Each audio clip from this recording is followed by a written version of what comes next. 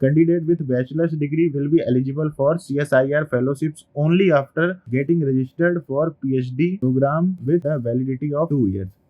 जो आपका CSIR UGC net है, उन्होंने इस बात का ध्यान रखा है कि एग्जाम ना होने की वजह से स्टूडेंट्स JRF के लिए अप्लाई कर पाए, इस बात का ध्यान रखा गया है। और BSc वाले स्टूडेंट्स भी अप्लाई कर सकते हैं। एलिजिबिलिटी क्राइटेरिया है, उसमें रिलैक्सेशन मिला है, एज लिमिट में भी आपको रिलैक्सेशन दिया गया है।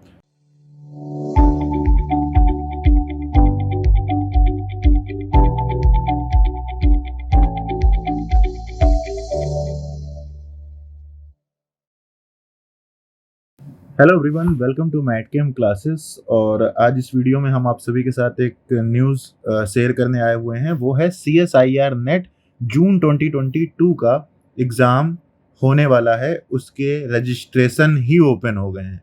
मतलब एग्ज़ाम डेट तो छोड़िए, आप नोटिफिकेशन पहले ही आ गई थी कि सितंबर में एग्ज़ाम होने वाला था, लेकिन क्लियर नहीं था कि कब आपका एग्ज़ाम होगा, क्या कैसे होगा, चीज़ें क्लियर नहीं थी। लेकिन अब CSIR नेट NTA ने इसकी नोटिफिकेशन जारी कर दी है और हमारे पास रजिस्ट्रेशन फॉर्म्स ओपन हो गए हैं। 11 जुलाई को ही ये न्यूज़ आई हुई है। तो चलिए देखते हैं, समझते हैं कि क्या क्या किस तरीके से हमें बताया गया है, पेपर कैसे होने वाला है, क्या क्या चीज़ें हैं। चलिए वन बाय वन इस वीडियो में हम लोग डिस्कस करते हैं। CSIR नेट 2022 अगर आप गूगल पर सर्च करेंगे तो आपको सबसे पहले आपके CSIR नेट NTA की वेबसाइट मिलेगी। इस पर जैसे ही आप क्लिक करोगे तो क्लिक करते ही आपको ये आपकी CSIR नेट की वेबसाइट मिल जाएगी। देखो, पहले इसमें यहाँ पर जून 2021 लिख कर आ रहा था और हम लोगों को ये लग रहा था कि इस बार जो एग्ज़ाम होगा उसका नाम होगा दिसंबर 2021, लेकिन इस एग्ज़ाम का नाम जून 2022 ही रखा गया है। और अब हम लोग बात करते हैं आगे। अब जैसे ही आप इसको ओपन करेंगे तो यहाँ पर आपको देखिए एक चीज़ लिख कर आएगी जो आपको शायद थोड़ी सी खुशी दे दे। क्या? Registration for joint CSIR UGC net 2022। Yes, जैसे ही आप इस पर क्लिक करेंगे आपको तुरंत रीडायरेक्ट कर दिया जाएगा। इस पर जैसे ही आप क्लिक करेंगे आपको तुरंत रीडायरेक्ट कर दिया जाएगा। किस पर? एप्लीकेशन फॉर्म पर। कि कहाँ, जैसे आप डायरेक्टली आपको रजिस्ट्रेशन करना, देखिए क्लिक करते ही आपको दिखाएगा you are being redirected to an external website. Please note that the Council of Scientific and Industrial Research cannot be held responsible for external website content and privacy policies।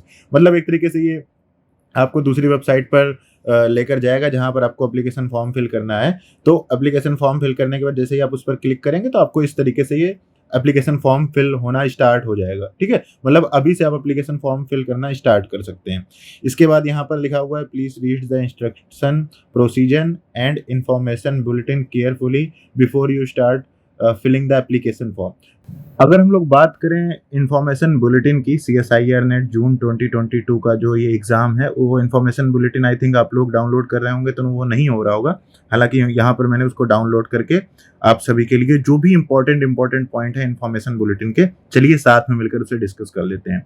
सबसे पहले आपसे ये कह रहा है क्या? CSIR UGC net for JRF lecturership and assistant professor. तो जैसे अभी आपको पता होगा UPHESC का एग्ज़ाम आया हुआ है, UPHESC का आपका एप्लीकेशन फॉर्म आया हुआ है जिसमें आप यूपी के अंदर डिफरेंट डिग्री कॉलेजेस में असिस्टेंट प्रोफेसर्स के लिए अप्लाई कर सकते हैं, असिस्टेंट प्रोफेसर के लिए। तो वही असिस्टेंट प्रोफेसर ये आपका लिखा हुआ है और उस फॉर्म को फिल करने के लिए आपका एक तो MSc होना चाहिए, ठीक है, 55% के साथ, प्लस साथ ही साथ आपका नेट क्वालिफाइड होना चाहिए। तो आप इस बार वाला जल्दी से ही एग्ज़ाम दीजिए, नेट क्वालिफाई करिए और डिफरेंट काइंड ऑफ जो स्टेट्स हैं वहाँ पर आपके इस तरीके के फॉर्म्स निकलते रहते हैं और आप डिग्री कॉलेजेस में असिस्टेंट प्रोफेसर बन सकते हैं। ये एक बेसिक मोटा माटी आपका यूज़ है इस फॉर्म का। इसके अलावा दूसरा आपका होता है JRF के लिए इसका फॉर्म का यूज़ करते हैं। आपको पता ही है PhD में आपको क्या मिलती है? स्टाइपेंड मिलती है। 92 पेजेस का ये आपका भाई पूरा का पूरा इन्फॉर्मेशन बुलेटिन है। तो जो जो इंपॉर्टेंट बातें हैं उसे हम लोग बात डिस्कस कर लेते हैं। यहाँ पर विजन, मिशन, कोर वैल्यूज, इनको ज़्यादा इंपॉर्टेंट नहीं देते हैं। यहाँ पर क्या कह रहा है? Introduction about NTA। अब NTA के बारे में क्या है आपका NTA, CSIR नेट फेलोशिप क्या है, अबाउट ये JRF फेलोशिप क्या है, किस तरीके से मिलती है, ज्वाइंट CSIR नेट जून 2022 के बारे में हमें ये इंपॉर्टेंट है हमारे लिए। तो हम लोग चलिए 11 नंबर पेज पर चलते हैं और 11 नंबर पेज को थोड़ा सा डिस्कस कर लेते हैं। 11 नंबर पेज कहाँ गया? पेज नंबर कितना है ये? ठीक है, अब हाँ, ये क्या है, अबाउट JRF, और ये आ गया आपका अबाउट CSIR नेट जून 2022। इसके बारे में यहाँ पर आपसे क्या कह रहा है, कह रहा है joint 2020 will be conducted, joint CSIR UGC NET exam June 2020 would be conducted by NTA for determining the eligibility of Indian nationals for award of JRF and for determining the eligibility for LS or assistant professor in certain subjected areas. This joint CSIR UGC NET June 2020 shall be conducted by NTA के द्वारा conducted कराया जाएगा based on syllabus। syllabus आपको website पर दिया ही हुआ है, बाकी मैं डिस्क्रिप्शन में भी दे दूंगा, वहां से भी आप सिलेबस को डाउनलोड कर लीजिएगा। एट सेलेक्टेड सिटीज को बारे में भी उन्होंने बता दिया है, ठीक है। Options to be exercise by candidate, तो a candidate may apply either for JRF, कोई भी कैंडिडेट या तो आप JRF के लिए अप्लाई कर सकते हैं और या तो आप LS या फिर लेक्चरशिप के लिए अप्लाई कर सकते हैं। He may indicate his preference in the online application, उसे आपको प्रेफरेंस सेलेक्ट करना पड़ेगा। If a candidate applies for JRF and fulfills the lay down criteria for the LS professors also, such a candidate will be considered for both JRF and LS professor। तो ये ध्यान रखना कि बहुत सारे students इस बात पर कंफ्यूज रहते हैं कि अगर मैंने JRF के लिए अप्लाई किया तो क्या मेरा LS होगा कि नहीं होगा, क्योंकि मैं JRF से स्टाइपेंड चाहता हूं अपनी PhD में, लेकिन साथ ही साथ जब मैं LS के लिए भी तो अप्लाई करना चाहता हूं ना, मुझे LS भी तो मतलब अगर कोई जॉब आएगी जैसे UPSC की समय आई हुई है, तो ऐसी जब जॉब्स आएंगी तो उसको भी तो मैं अप्लाई कर सकता हूं। ऐसा तो नहीं कि मैं JRF अप्लाई कर रहा हूं तो मेरा सिर्फ JRF होगा, ऐसा नहीं होता है। अगर आप JRF के लिए अप्लाई करते हैं, such a candidate will be considered for both JRF and LS professor, तो आप दोनों के लिए अप्लाई हो जाएंगे। मतलब हमें क्या करना है, हमें JRF के लिए अप्लाई करना है, इसका मतलब है, ठीक है, आप JRF के लिए अप्लाई करेंगे। और इसके बाद नेक्स्ट केस देखते हैं, options preference given by candidate in. अब मान लो इसमें तुम्हारा JRF के लिए तुमने अप्लाई किया लेकिन सिर्फ और सिर्फ LS ही हुआ, तो LS तो हो गया ना, LS हो जाएगा तो वो LS माना जाएगा, ऐसा नहीं कि LS नहीं माना जाएगा, ठीक है। लेकिन अगर आपने सिर्फ LS के लिए अप्लाई किया है, फिर आप JRF के लिए अपना मतलब वो नहीं रख सकते हैं। Option preference given by candidate in his application form is final and request for change will not be entertained for later. Total number of candidates who will qualify depends on number of fellowships available and performance in the test. तो इसके बारे में कुछ certainty नहीं है, जितनी fellowship होगी, जितना सरकार के पास पैसा होगा, उस हिसाब से आपके JRF को क्वालिफाई करा जाएगा। और if a candidate is found to be over age for NET, he will automatically considered for NET only। मतलब JRF की एक एज लिमिट है ना, तो एज लिमिट अगर तुम क्रॉस कर दोगे, आई थिंक 28 ईयर होती है, तो 28 ईयर को अगर क्वालिफाई कर दोगे तो तुम सिर्फ और सिर्फ NET के लिए अपने मन से ऑटोमेटिकली चेंज हो जाओगे। अब कैंडिडेट विथ MSc क्वालिफिकेशन और MSc result awaited category shall be eligible for LS to fulfilling the eligibility criteria as listed down. तो भैया अगर आपने MSc कर रखी है और अगर आप रिजल्ट अवेटेड हैं, दोनों ही कैटेगरी में आप LS के लिए अप्लाई कर सकते हैं। The national fellowship for scheduled class students, national fellowship for other backward classes and Maulana Azad national fellowship for minority students shall be governed by guidelines available for official website.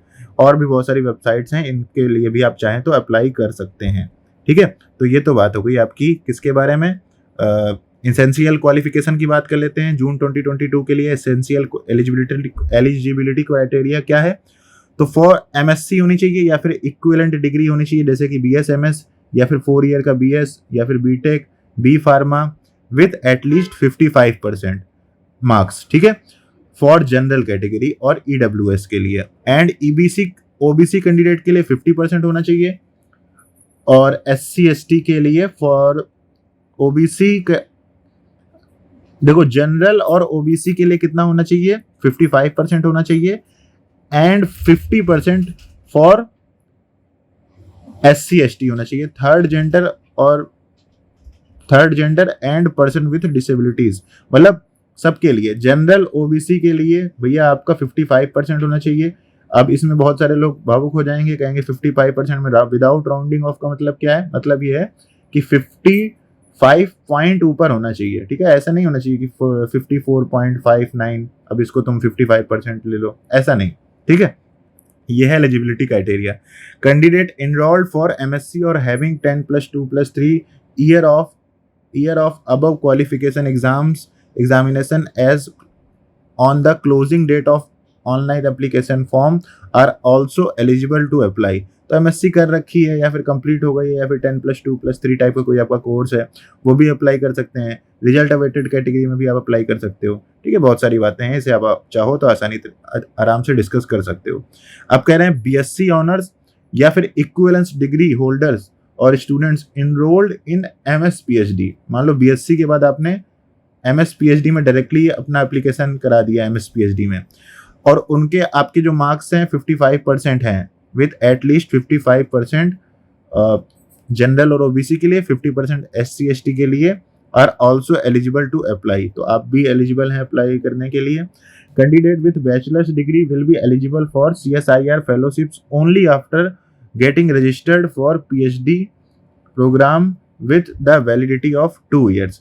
अब क्या कह रहे हैं कि मान लो अगर आपने कैंडिडेट विथ बैचलर्स डिग्री, अब आपके पास सिर्फ बैचलर डिग्री है, ठीक है, और आपने क्या किया आप कब फेलोशिप के लिए कब एलिजिबल हो गए, तो आपको क्या करना पड़ेगा, CSIR NET fellowship only after getting registered enrolled for PhD या फिर integrated PhD program within the validity period of 2 years। मतलब बैचलर डिग्री कर रखी है तो तुम पीएचडी में एनरोल हो जाओ या फिर इंटीग्रेटेड पीएचडी कर लो बीएससी के बाद। जैसे मान लो तुमने जैम का एग्जाम दिया, इंटीग्रेटेड पीएचडी कर लो तुम, और इंटीग्रेटेड पीएचडी करने के बाद 2 साल के अंदर, विद इन 2 years, 2 साल के अंदर ही आप क्या करना, पीएचडी में अप्लाई कर देना। तो फिर आप एलिजिबल हो जाओगे किसके लिए, अपने फेलोशिप के लिए।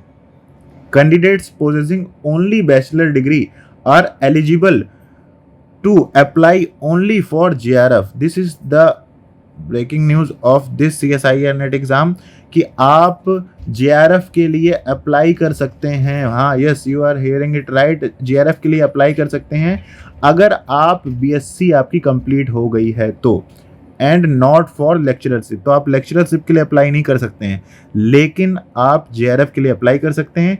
इंटीग्रेटेड पीएचडी में अपने आप को इनरोल करेंगे या फिर पीएचडी में डायरेक्टली अपने आप को एनरोल करेंगे, तो उस केस में, और कब करना पड़ेगा, with in 2 years, BSc complete होने के विथ इन 2 years के अंदर ही आपको ज्वाइन करना पड़ेगा, और तब आपको जेआरएफ के लिए अप्लाई आप कर सकते हो, ठीक है। अब वो क्या कह रहा है, BE, BS, BTech, B pharma final year student awaited candidate are eligible to apply for fellowship only. वही बात कह रहा है कि बीटेक के स्टूडेंट है, बी फार्मा के, एमबीबीएस के स्टूडेंट है, बीएस के, बैचलर डिग्री वाले स्टूडेंट्स सिर्फ और सिर्फ अप्लीकेबल किसके लिए हैं, फेलोशिप के लिए अप्लीकेबल हैं, वो असिस्टेंट प्रोफेसर के लिए अप्लीकेबल नहीं है। BSc honours final year students and result awaited candidates are not eligible to apply. अब ये देख लीजिए, जो बीएससी ऑनर्स कि जो फाइनल ईयर स्टूडेंट है या फिर जो रिजल्ट अवेटेड स्टूडेंट हैं, वो अप्लाई नहीं कर सकते हैं, वो अप्लाई नहीं कर सकते हैं। ध्यान रखना इस बात को। अगर आप फाइनल ईयर में हो या फिर आपका रिजल्ट अवेटेड है, अभी मतलब आने वाला है, तो आप अप्लाई नहीं कर सकते हो। बीएससी ऑनर्स की केस की बात करी जाए तो यहाँ पर क्या लिखा हुआ है, बीएससी ऑनर्स या फिर इक्विवेलेंट डिग्री होल्डर्स और स्टूडेंट्स इनरोल्ड इन। तो आपकी बीएससी कंप्लीट हो गई हो या फिर बीएससी कंप्लीट होने के साथ साथ आप एमएस पीएचडी में एनरोल्ड हैं, in that case you can apply. मतलब बीएससी तो आपकी पास होनी चाहिए, बीएससी में अगर हो तो अप्लाई नहीं कर सकते हो, ठीक है। फिर आप जैम की तैयारी करो, पहले एमएससी कर लो, फिर अप्लाई करना। Specification of degree whether bachelors और masters as notified by UGC in its gazetted notification. ये सब चीज़ें हैं कि यहाँ ऐसा होना चाहिए। Eligibility for lecturer assistant qualified candidate will be subjected to fulfill the criteria laid down by this। इसके बाद at least 50% marks are eligible to apply for lecturership assistant professorship। तो at least 50% हैं मार्क्स एलिजिबिलिटी में, वो category के लिए अभी हम लोगों ने ऊपर डिस्कस किया ना। इसके बाद और देखते हैं और क्या बता रहा है। जेआरएफ के लिए जो आपकी मैक्सिमम जो एज लिमिट है, वो एज लिमिट भी देख लेते हैं। अपर एज लिमिट क्या है जेआरएफ के लिए, 28 ईयर, 1 जुलाई 2021 में, ठीक है। 1 जुलाई 1 जुलाई 2021 तक आपकी जो एज है वो 28 ईयर होनी चाहिए मैक्सिमम। अगर आप 2021 मतलब लास्ट ईयर ही, अगर इस समय आप 29 ईयर के भी हैं तो आपको 1 ईयर बिफोर तक देखो, इसलिए इन्होंने 1 साल पहले की डेट दी हुई है क्योंकि कोरोना हुआ था। एग्ज़ाम होने की वजह से पिछले 2 सालों में 2 ईयर्स में एग्ज़ाम्स नहीं हो पाए हैं। 2 सालों में सिर्फ 2 बार ही एग्ज़ाम हुआ है। इस बार इसीलिए इन लोगों ने क्या किया है, जो एलिजिबिलिटी क्राइटेरिया है उसमें 28 ईयर जेआरएफ की जो मैक्सिमम एज लिमिट लगाई है वो लगाई है 1 जुलाई 2021 तक के लिए। तो इट मीन्स जो आपका CSIR UGC नेट है उन्होंने इस बात का ध्यान रखा है कि एग्ज़ाम ना होने की वजह से स्टूडेंट्स जेआरएफ के लिए अप्लाई कर पाए, इस बात का ध्यान रखा गया है। अपर एज लिमिट में relaxed up to 5 years in case of SC ST और पर्सन विथ डिसेबिलिटीज़ और फीमेल एप्लीकेंट्स। ठीक है ना, फीमेल एप्लीकेंट्स के लिए 5 साल की और एक्स्ट्रा वैलिडिटी मिल जाती है। 3 साल की OBC के नॉन क्रीमी लेयर के लिए मिल जाती है। The age limit is applicable for current examination cycle only. तो इस बार के लिए ही स्पेशली ऐसा किया जा रहा है क्योंकि इसके बाद से जो भी एग्ज़ाम्स होंगे वो अपने टाइम पर ही आपका CSIR कराएगा। तो इसलिए इस बार इन्होंने स्पेशली क्या किया है, 1 साल के 1 ईयर एक्स्ट्रा एक तरीके से एज लिमिट दी है JRF के लिए। ठीक है, तो this is a great news for all of us. और LS और असिस्टेंट प्रोफेसर के लिए कोई एज लिमिट नहीं होती है, वो तो पहले से ही ऐसा था। ठीक है, तो ये बात हो गई इसके बारे में। और बाकी तो आप सब जानते ही हैं, आपके पास केमिकल साइंस का जो पेपर होता है, चलिए उसको डिस्कस कर लेते हैं। पार्ट ए में 20 क्वेश्चन होंगे, 15 क्वेश्चन करने होंगे, 2 सही होने पर नेगेटिव पे -1, 40 क्वेश्चन होंगे 35 होंगे, 2 नेगेटिव ये 0.5, 60 क्वेश्चन होंगे 25 करने होंगे, 4 + 1 माइनस, टोटल ओवरऑल 200 नंबर का पेपर होगा। सो एग्ज़ाम का पैटर्न एकदम सेम है, इसे भी हम लोगों ने यहाँ से कन्फर्म कर लिया, पैटर्न चेंज नहीं होगा। ठीक है, और इसके अलावा बाकी बचती है बात केमिकल साइंस की। तो केमिकल साइंस के बारे में और देख लेते हैं। Candidate required to answer maximum 15, 35, 25 और सिमिलर इसी पैटर्न पर मैट केम के ऐप पर टेस्ट सीरीज़ भी अवेलेबल है। ठीक है, आप टेस्ट सीरीज़ चाहें तो ज्वाइन कर सकते हैं। ये हो गई बात भाई इसके बारे में, और तो कुछ बच नहीं रहा है। देख लेते हैं और भी कुछ इंपॉर्टेंट न्यूज़ हो तो। आपका सब्जेक्ट कोड ये रहा। मीडियम ऑफ एग्जामिनेशन आपका आप सेलेक्ट कर सकते हो, हिंदी या फिर इंग्लिश सेलेक्ट कर सकते हो। ठीक है, मीडियम ऑफ एग्जामिनेशन आप सेलेक्ट कर सकते हो। इसके बाद इतने एप्लीकेशन फॉर्म में आपका फॉर्म आएगा। सिलेबस आपको मिल जाएगा, डिस्क्रिप्शन में दे दूंगा या फिर डिस्क्रिप्शन में ही दे दूंगा, वहाँ से आप सिलेबस कर लीजिएगा। और फैसिलिटीज़ फॉर PW कैंडिडेट्स आप लोग ये पूरा बुलेटिन में डिस्क्रिप्शन में दे दूंगा, वहाँ से आप पढ़ लेना। इसके बाद और कुछ हमारे पास दिया नहीं हुआ है, दैट इज़ इट। और एग्ज़ाम कब होगा, let's find this point also. तो हाँ, तो अब बात कर लेते हैं इम्पॉर्टेंट डेट्स की। ठीक है, कि कब तक फॉर्म आएगा, कब तक फिल किया जाएगा, क्या क्या बातें हैं। तो 11 जुलाई से लेकर 10 अगस्त तक एप्लीकेशन के प्रोसीजर क्या है समझ लेते हैं। आपको सबसे पहले क्या करना है, सबसे पहले स्टेप 1 है रजिस्ट्रेशन। अभी आप रजिस्ट्रेशन कर लेंगे, इसके नीचे ही क्लिक रजिस्ट्रेशन लिंक दिया हुआ है। ठीक है, रजिस्ट्रेशन लिंक के बाद आपको क्या मिलेगा, सिस्टम जनरेटेड एप्लीकेशन नंबर, जिसको आपको सेव करके रख लेना है और जिसके आधार पर ही आप सेकेंड स्टेप को कर पाएंगे। ठीक है, तो पहले नंबर रजिस्ट्रेशन नंबर जो होगा आपका एप्लीकेशन नंबर, वो आपके रजिस्टर्ड मोबाइल नंबर पर ही आ जाएगा। बाकी आप स्क्रीनशॉट भी ले लेना। फीस सबमिट करी जा सकती है, हमारे नेट बैंकिंग से भी फीस सबमिट कर सकते हैं, डेबिट कार्ड से भी। ठीक है, फीस के लिए कोई प्रॉब्लम नहीं है, सारे UPI का भी ऑप्शन दिया हुआ है। ठीक है, तो कोई प्रॉब्लम नहीं होगी। स्टेप 2 क्या है, स्टेप 2 में आपको डॉक्यूमेंट्स अपलोड करने हैं। Scanned photograph and signature should be in JPEG format. ये आप वहाँ पर जैसे ही फॉर्म फिल करेंगे, जैसे जैसे आपको बताया गया हो वैसे वैसे आप फॉर्म फिल कर देना। स्कैन की साइज के बारे में बता दिया है, ये सब बता दिया है। वीडियो पॉज करके चाहो तो इसको अच्छी तरीके से पढ़ लो। रिसेंट फोटोग्राफ लगानी है, शुड बी कलर्ड और black and white with clean and contrast. ठीक है, कलर्ड होनी चाहिए फ़ोटो या फिर ब्लैक एंड वाइट होनी चाहिए, दोनों में से कोई भी फ़ोटो आपकी चल जाएगी। रिसेंट होनी चाहिए, क्लियर कॉन्ट्रास्ट में होनी चाहिए, ब्लर नहीं होनी चाहिए आपकी फ़ोटो। ठीक है, इन सब के बारे में और अच्छी तरीके से बुलेटिन में दिया हुआ होगा। और आगे क्या कह रहा है, एक नोट पॉइंट बता रहा है, candidate has to upload only his her photograph signature certificate as mentioned above. मतलब खुद करना है। ठीक है, मतलब अपना ही फॉर्म भरना है, ऐसा नहीं है कि फॉर्म फ़ोटो किसी और की भर दो। फ़ोटो अपनी ही अपलोड करना सीधा ऑब्वियस सा रीज़न है, ठीक है। In a correct proper manner as the facility for correction will not be given in the future. तो ये इंपॉर्टेंट पॉइंट है कि फ्यूचर में आपको फॉर्म में करेक्शन का ऑप्शन नहीं दिया जाएगा।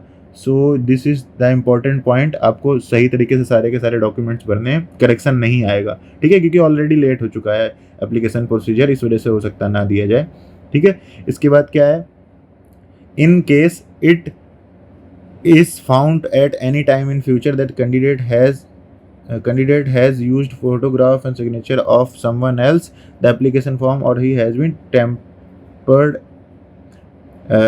or he has tempered admit card result score card these act candidate shall be treated as unfair। कुल मिलाकर सही तरीके से फॉर्म भरिएगा वरना आपका फॉर्म कैंसिल कर दिया जाएगा, सीधी सी बात है।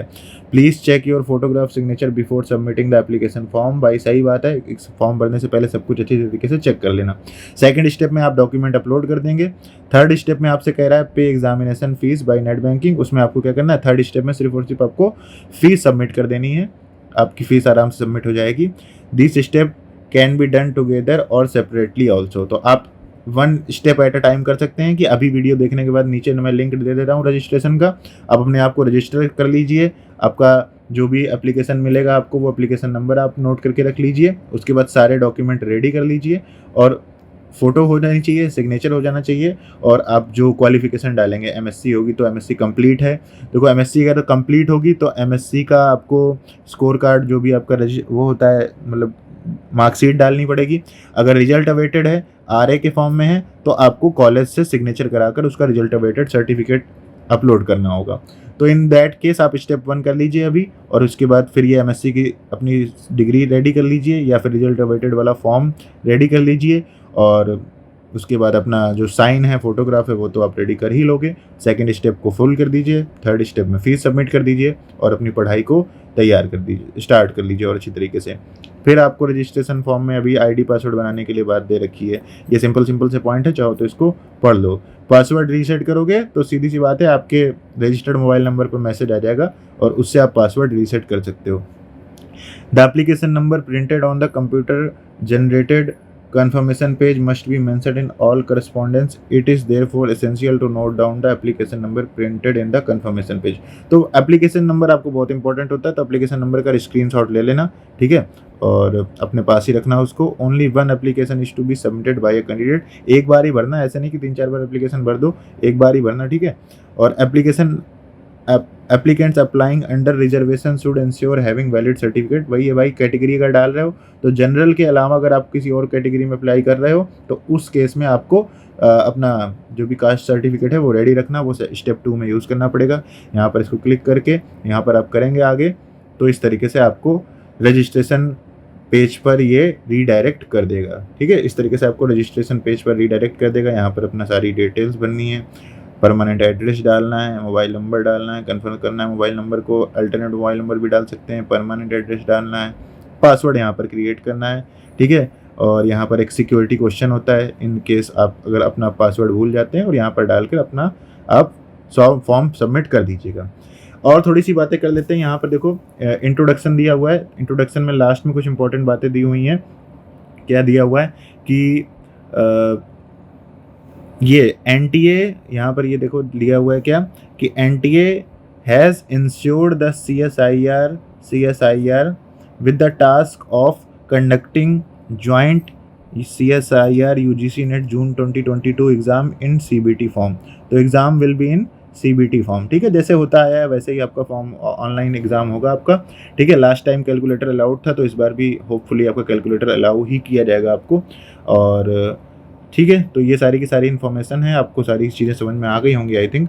अब इसके बाद आपको सिर्फ और सिर्फ फॉर्म फिल कर देना है, और आपके जो एप्लीकेशन फॉर्म्स हैं वो कब तक चलेंगे, तो उसके लिए एक बार हम लोग कोशिश करते हैं कि अपना इन्फॉर्मेशन बुलेटिन अगर हमें मिल जाए, तो एप्लीकेशन एक बार आप रजिस्टर कर लोगे ना, तो रजिस्टर करने के बाद फिर सेकंड स्टेप के लिए आपको यहाँ पर इस जगह आपको स्टेप करना होगा। तो पहले ही आते यहाँ पर मत फिल करने लगना, पहले अपने आप को रजिस्टर कर लीजिए। CSIR NET June 2022 already selected है, और इसमें कुछ नहीं करना है। यहाँ पर न्यू रजिस्ट्रेशन पर आपको क्या कर देना है, क्लिक कर देना है, ठीक है। और देखते हैं एक बार इन्फॉर्मेशन बुलेटिन अगर डाउनलोड जाता है तो इन्फॉर्मेशन बुलेटिन देख लेते हैं। चलिए अभी तो डाउनलोड नहीं हो रहा है, मैं इस इन्फॉर्मेशन बुलेटिन को अगर जैसे ही डाउनलोड हो जाएगा उसको मैं आपको डिस्क्रिप्शन में दे दूंगा, वहाँ से आप उसे पढ़ लीजिएगा, ठीक है। सो इसके अलावा अगर बात करें और इम्पॉर्टेंट बात की, तो अगर आप CSIR नेट केमिकल साइंस की प्रिपरेशन करना चाहते हैं, CSIR नेट केमिकल साइंस की, ठीक है, और केमिकल साइंस के लिए आप सितंबर में होने वाले इस एग्ज़ाम को देना चाहते हैं, और अगर आपको कोई भी स्टडी का सप्लीमेंट चाहिए तो मैटकेम क्लासेस के ऐप में क्रैश कोर्स अवेलेबल है, क्रैश कोर्स, और उस क्रैश कोर्स को ज्वाइन करके आप सितंबर तक के लिए 3 महीनों के लिए पूरा का पूरा, उसमें आपको हर टॉपिक के कंप्लीट कंटेंट होगा, plus all India test series होगी, ठीक है, ऑल इंडिया टेस्ट सीरीज़ होगी आपकी। इसी के साथ साथ आपको डाउट सेशंस मिलेंगे, ठीक है, डाउट सेशंस मिलेंगे, असाइनमेंट्स मिलेंगे क्वेश्चन प्रैक्टिस करने के लिए। तो क्रैश कोर्स मैटकेम के ऐप पर अवेलेबल है, आप चाहें तो क्रैश कोर्स ज्वाइन करके अपनी तैयारी को और भी अच्छा कर सकते हैं।